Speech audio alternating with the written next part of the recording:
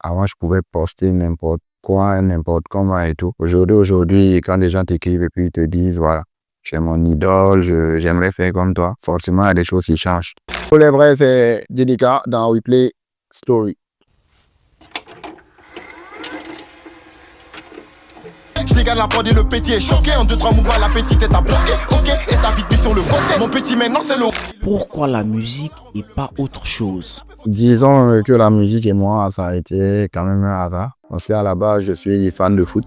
J'ai même fait des écoles de foot et tout. Et c'est vraiment en 2017, quand je quitte Ouaga pour aller bosser dans une autre localité, Rio, où je ne comprenais pas la langue locale et tout. Je me suis un peu renfermé, je me suis mis à écouter beaucoup de musique, notamment Gentleman 2.0 de Dadju qui est sorti. Et c'est à partir de ce mois j'ai kiffé, j'ai commencé à gratter des textes. Et quand je suis arrivé les vacances, il y avait Tifla qui écrivait les textes et tout. Il était super avancé. Et c'est de là Tifla m'amène chez Amzi. Je fais la rencontre de Amzi qui était déjà l'ami de mon grand frère et tout. Lui aussi il rappelle et tout. Et c'est Amzi qui me dit que je suis trop fort. Et puis moi je me dis quand même. Amzi qui dit que tu es fort et dit qu'il y a quand même quelque chose. Et c'est de là que je commence à rapper, mais plus pour accompagner Tifla. Et du jour au lendemain, le public me découvre et puis je me dis voilà, pourquoi pas.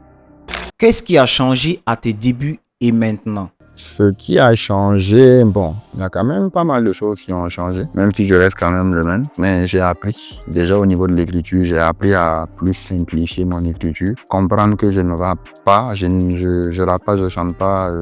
Que pour prouver que je suis fort, je rappe aussi pour des personnes qui doivent me comprendre et tout.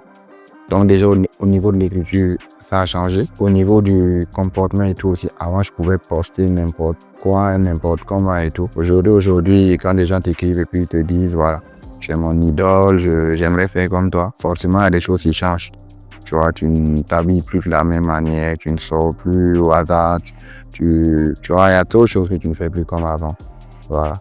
De toute ta carrière, quel est le moment qui t'a le plus marqué? Dans ma carrière, il y a eu quand même des moments qui m'ont marqué.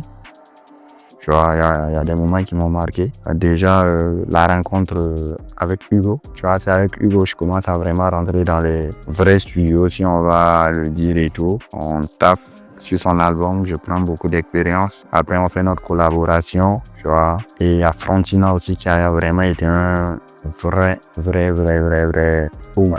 Voilà, dans ma carrière.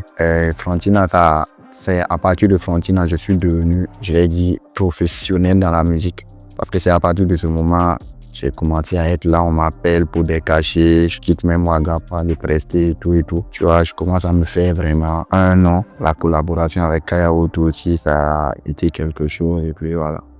Quel est ton objectif ultime dans la musique?